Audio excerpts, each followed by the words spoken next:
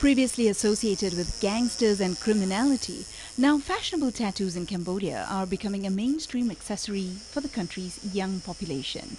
At a studio in Phnom Penh, one tattoo artist is using his traditional Japanese-style training to ink the city's fashion conscious. While recently considered taboo, having visible tattoos on neck, face or hands is now becoming popular among fashion-conscious young Cambodians.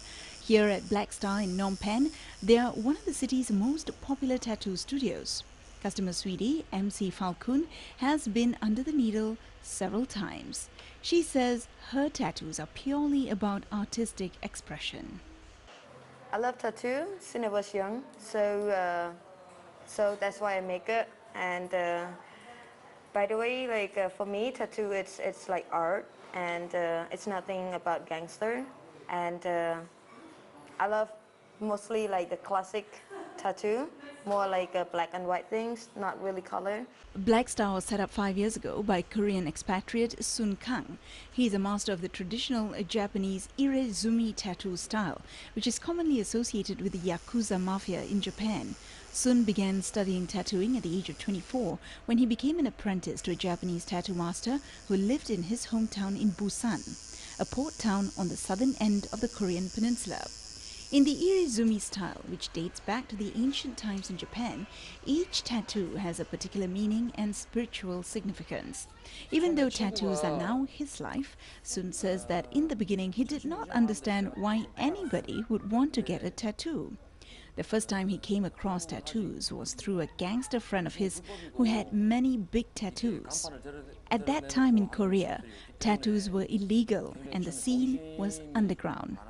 From Sun's perspective, back then he considered tattoos as too expensive, painful to get, and knew many people looked down on them. So in the beginning, he couldn't understand why anyone would want to get one. Before moving to Cambodia, Sun had an underground tattoo shop in South Korea. Being a tattoo artist in Korea is difficult because while there are no laws specifically outlawing it, the law there says only medical professionals can penetrate a person's skin with a needle.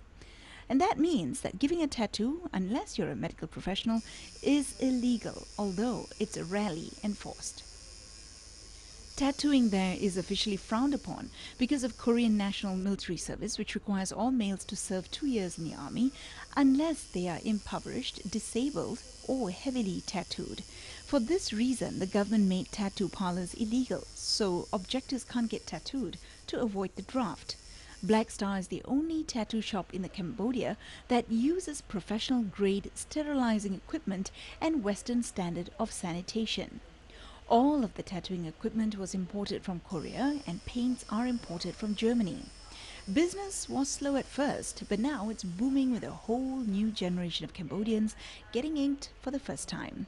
Sun says the trend is changing in Cambodia now because 4 or 5 years ago, mainly bad boys or gangsters got tattoos. Today, they are a fashion accessory, popular with ordinary young people. Even see them getting tattoos on their necks, on their hands, and on their fingers. Around 40% of Black Star's customers are locals. Tribal tattoos are popular with foreigners, while irezumi tattoos are the choice for many Cambodians. Phnom Penh native Lee Hao Ia says he chose his gangster-style tattoo purely for its aesthetic appeal. While more young Cambodians plug into the internet, the popularity of tattoos and other fashion trends such as body piercing seems certain to keep growing, meaning the future looks bright for tattoo shops like Black Star.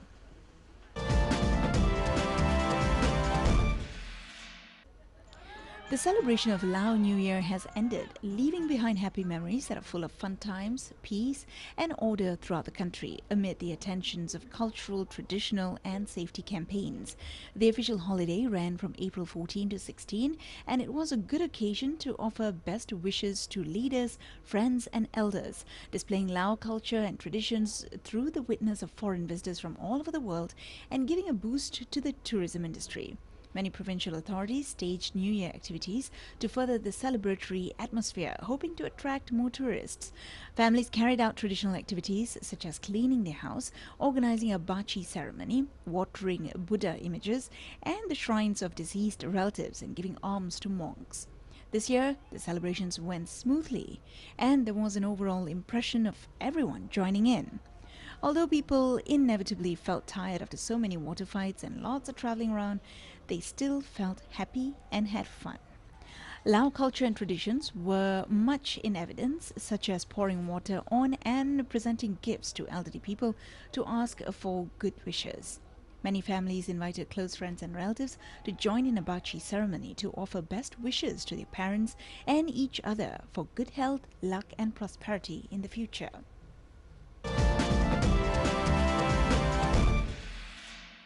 The beginning days of the Lunar New Year usually conjure up the images of elderly calligraphers dotting the streets, handing out good wishes for their neatly crafted strokes. Calligraphy is no doubt a symbolic aspect of Vietnamese culture, but a 24-year-old has decided to give a more digital spin to this tradition, embracing both the art of typography and the inspirational everyday life in his hometown to promote the images of Vietnam in a different light. This is the cradle of where styling and visualization of text was born. Starting from the invention of fonts, typography has grown to be much more artistically complex with the digital age. Letters, words, and typefaces appear in everyday life, and its presentation has much influence on people, as does its content. Dao Du Jiong, a 24-year-old from Hanoi, has certainly taken this idea to heart and has done much research in his effort to bring typography to the limelight in Vietnam. Splatters of coffee to form the text, or the very same noodles and fresh herbs to paint out a Vietnamese speciality. Du Duong's works visualize the everyday favorite culinary pastimes of Hanoians into words. Dao Du Duong, a typographer, says the idea started from the days of him just sitting out on the streets, drinking coffee, tea, and basically hanging out in the old quarters of Hanoi. And when he can turn that into typography, hoping it too can become another way to understand the cultural aspects of Vietnam for youths, as well as the designing communities across the world.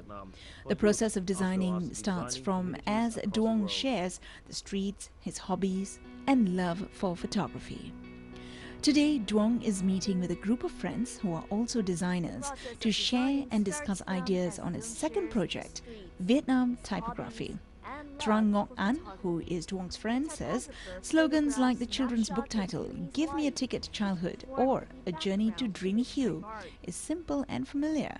The truth is, youths nowadays focus more on foreign culture. The fact that Duong is doing something to promote Hanoi and Vietnam is great.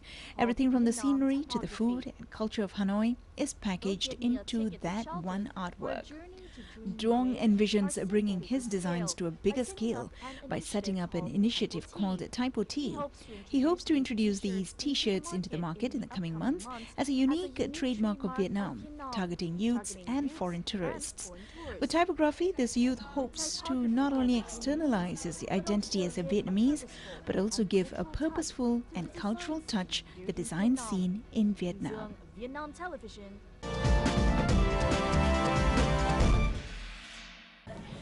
The Andaman Carnival is for the first time in Ranong province to stimulate the economy of 5 southern Thai provinces on the coast of the Andaman Sea.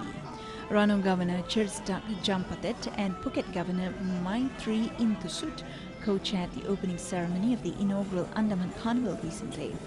The main attraction of the carnival was the parade featuring unique characteristics of Ranong, Phang Nga, Krabi, Phuket and Trang provinces.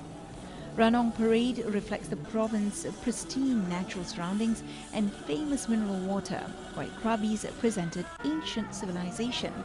The Parade of Trang emphasized its beautiful nature. Phang Nga focused on the lifestyles of Moken boat people. And for Phuket, dubbed the Pearl of the Andaman, its parade showed its restless tourism industry strife and Sino-Portuguese architecture. The last part of the parade depicted the Andaman way gathering, distinctive features of all the 5 provinces, including old civilizations and natural beauty. Over 200 people showcased main attractions in the 5 provinces in the parade, which began at Wong Vian Nam Phu, passing through Ranong's streets. One of the must-see tourist attractions in Intramuros, Manila, which can be found in the Philippines, is the Light and Sound Museum. It is an astounding display of moving visuals with the accompanying narration and light and sound effects on the history of the country from pre-colonial Philippines up to the brink of the Philippine Revolution in 1896. Here, Roberto M. Celis, Jr., officer in charge of Light and Sound Museum, tells more. The Light and Sound Museum, or the Intramuros and Rizal Bagong Bayan Light and Sound Museum, was established during the year 2003 under our then Secretary Richard Gordon. It was actually his pet project during the time to support the WOW Philippines, the Visit Philippines 2003. And the museum shows the Philippines before Spanish time, the pre-colonial times, the Spanish time, the construction of the Intramuros Wall, and the second floor was devoted solely to the life, works, and travel of Jose Rizal, our national hero.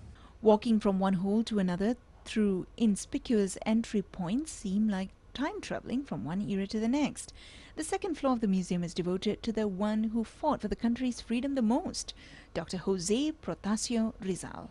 We show the young Rizal starting in the second floor, his travel in Europe, the establishment of the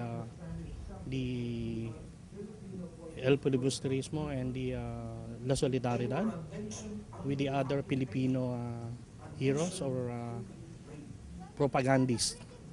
And then we highlighted the Noli and El Filibusterismo characters. He was then deported into Dapitan because of charges of rebellion.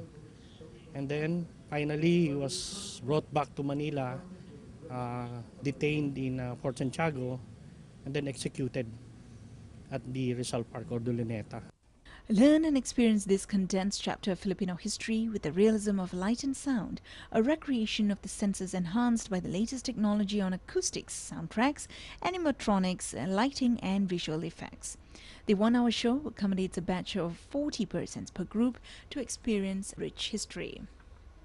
Like what we asked before to our student and to our balikbayan friends and relatives, relive your historical and cultural values through the walking tour of the Light and Sound Museum. The museum runs Tuesday to Sunday from 8 to 5 p.m. or 9 to 6 depending on the requirements of time needed by the groups.